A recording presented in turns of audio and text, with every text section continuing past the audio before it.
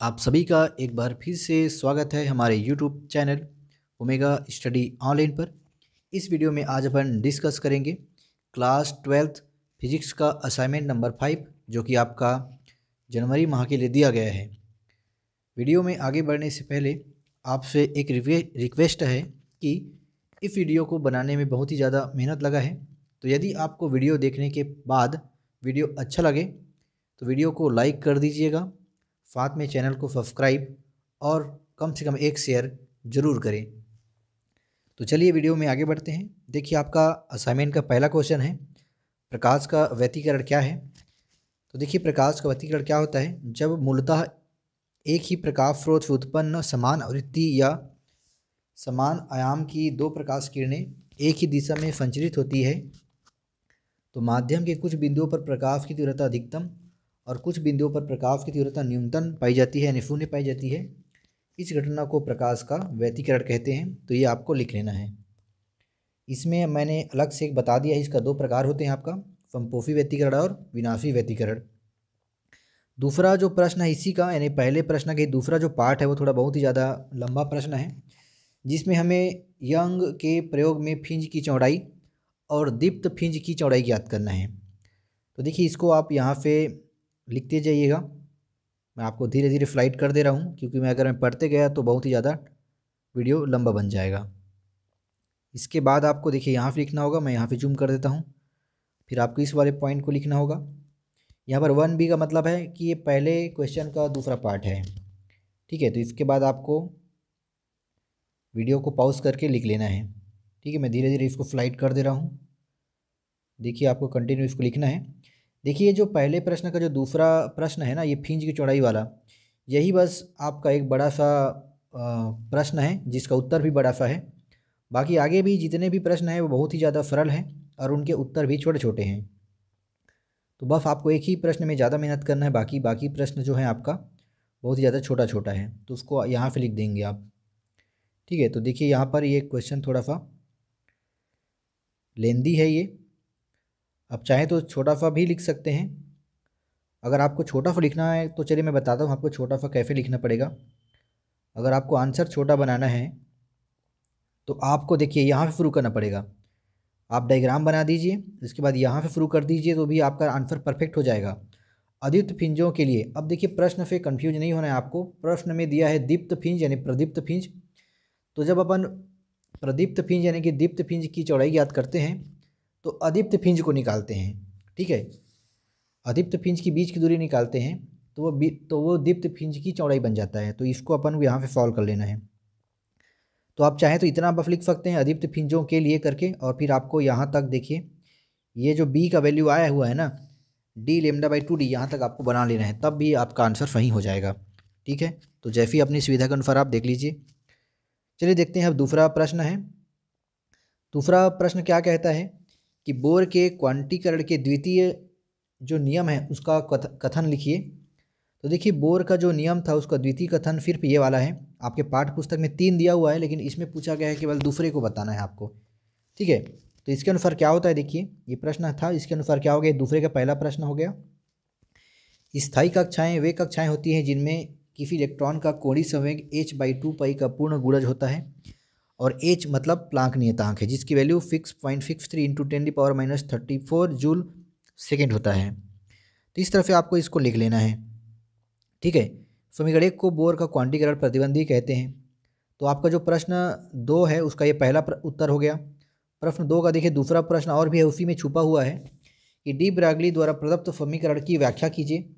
तो इसकी व्याख्या अपन कुछ देखिए इस तरह से करेंगे, उसकी व्याख्या अपन कुछ इस तरह से करेंगे। साथ में इसमें आपको डायग्राम भी बनाना होगा जो मैं आपको आगे बताऊंगा कैसे बनाना है। तो यहाँ पे लिखने के बाद आपको देखिए ये थ्योरी लिखना है। आप चाहें तो थ्योरी को थोड़ा कम लिख दीजिए, लेकिन जो आपका मैथमेटिकल इक्वेशन है ना, गणित वाला जो समीकरण, उसको आपको लिखना ही पड़ेगा। इसके बाद देखिए आपको इसके बाद ये वाला इक्वेशन लिखना पड़ेगा। फिर आपका देखिए इसके बाद चित्र आएगा 2B मतलब दूसरे प्रश्न का दूसरा उत्तर है ये, ठीक है। और साथ में आपको ये डायग्राम बना देना है। तो आप चाहें तो थ्योरी को कम लिखिए लेकिन ये डायग्राम बनाना बहुत ही ज़्यादा ज़रूरी है। तो ये दूसरे प्रश्न का दूसरा ये उत्तर आपका हो गया। अब दूसरे प्रश्न में एक और प्रश्न दिया हुआ है कि बोर के परमाणु मॉडल की सीमाएं लिखिए। तो देखिए बोर के परमाणु मॉडल की जो सीमाएं हो क्या है, इस मॉडल के द्वारा केवल हाइड्रोजन वाले परमाणु जैसे हाइड्रोजन एक आयनित हीलियम के स्पेक्ट्रम की ही व्याख्या की जा सकती है। साथ में दूसरा उत्तर है आपका, इस मॉडल द्वारा रीडबर्ग नियतांक का मान प्रायोगिक मान से सदैव क्या होता है, अलग होता है। तो ये आपका दूसरे का तीसरा आंसर हो गया। अब चलते हैं तीसरे प्रश्न में। ये आपका तीसरा प्रश्न है जिसमें पूछा गया है कि प्रकाश विद्युत प्रभाव क्या है और इसके नियम लिखिए। तो देखिए प्रकाश विद्युत प्रभाव क्या होता है, जब उचित आवृत्ति तरंगदैर्घ्य या ऊर्जा का प्रकाश कुछ धातुओं पर आपतित होता है तो उनमें से इलेक्ट्रॉन उत्सर्जित होने लगता है। प्रकाश की इस घटना को प्रकाश विद्युत प्रभाव कहते हैं। इस घटना में प्रकाश ऊर्जा का विद्युत ऊर्जा में क्या हो जाता है, रूपांतरण। अब उसके बाद आपका ये नियम है, तो प्रकाश विद्युत प्रभाव का ये जो नियम है, आपको ये नियम भी देखिए लिख लेना है। आपको यहाँ से स्क्रीनशॉट लेके मैं जल्दी धीरे धीरे स्लाइड कर दे रहा हूँ। तो देखिए ये वाला आपको लिख लेना है, ठीक है। अगर वीडियो आपको अच्छा लग रहा होगा तो बिल्कुल चैनल को आप सब्सक्राइब कर लीजिए और वीडियो को लाइक कर दीजिए, क्योंकि आपके एक लाइक से हमें इसी तरह के नए नए वीडियो बनाने के लिए मोटिवेशन मिलता है। अब देखिए आपका जो तीसरा क्वेश्चन था उसमें एक और क्वेश्चन भी है कि प्रकाश के कणी प्रकृति की परिघटना कीजिए। यानी प्रकाश जो है कैसे कण होता है उसकी अपन को यहाँ पर आंसर देना है। तो उसका आंसर क्या हो जाएगा, देखिए प्रकाश विद्युत प्रभाव से इस तथ्य की पुष्टि होती है कि प्रकाश विभिन्न पदार्थों के साथ ऐसा व्यवहार करता है जैसे वह क्वांटा या ऊर्जा के पैकेट से बना हो, जिनमें से प्रत्येक की ऊर्जा कितनी होती है, h न्यू होती है। तो ये सब आपको लिखना है। प्रकाश एक कण की भांति व्यवहार करती है। प्रकाश के इस कण को फोटॉन कहते हैं। तो इसके द्वारा अपन को पता चलता है कि प्रकाश एक कण भी है, ठीक है। ये सब आपको पढ़ते भी जाना है, बोर्ड एग्जाम में काम आएगा। अब चलिए देखते हैं चौथा प्रश्न क्या है। चौथा प्रश्न आपका एक मस्त क्वेश्चन है जिसमें क्या है, देखिए जब प्रकाश को प्रकाश से मिलाने पर अंधकार उत्पन्न हो जाता है, इस परिघटना का नाम क्या है। तो इस परिघटना का नाम होगा आपका विनाशी व्यतिकरण। अब बस आपको विनाशी व्यतिकरण को समझा देना है। तो जब दो तरंगों के व्यतिकरण के कारण प्रकाश की तीव्रता न्यूनतम होती है तो इस प्रकार के व्यतिकरण को विनाशी व्यतिकरण कहते हैं। इसमें देखिए और क्या लिखेंगे अपन, यह स्थिति उस समय उत्पन्न होती है जब दोनों तरंगों के विपरीत कला में मिलते हैं, माने फ्रिंग में गर्त मिलेगा और गर्त में फ्रिंग मिलेगा। तो आपको ये वाला डायग्राम भी बना देना है, ठीक है।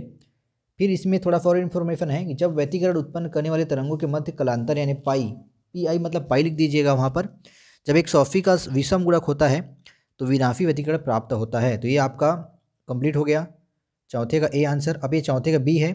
चौथे के B में पूछा गया है कि तरंगाग्र क्या है। यदि किसी माध्यम में तरंग संचरित हो रही हो तो किसी क्षण समान कला में स्थित कणों के बिंदु पथ को क्या बोलते हैं अपन, तरंगाग्र कहते हैं, ठीक है। और उसके बाद पूछा गया है कि हाइगेंस के जो तरंग सिद्धांत है उसके द्वारा अपवर्तन की व्याख्या कैसे कर सकते हैं।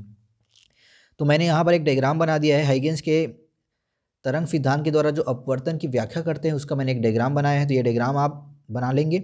साथ में बस आपको इतना ही बताना है कि जब प्रकाश किरण विरल माध्यम से सघन माध्यम प्रवेश करती है तो अभिलंब की ओर क्या हो जाती है, वो झुक जाती है। दूसरा, जब प्रकाश किरण विरल माध्यम से सघन माध्यम में प्रवेश करती है तो उसकी चाल पहले की तुलना में क्या हो जाती है, कम हो जाती है, ठीक है। तो ये कंप्लीट हो गया। अब आता है आपका पांचवा प्रश्न जो कि आपका आंकिक प्रश्न है। पांचवें प्रश्न में दिया गया है कि अल्फा कण प्रोटॉन और इलेक्ट्रॉन का गतिज ऊर्जा समान है।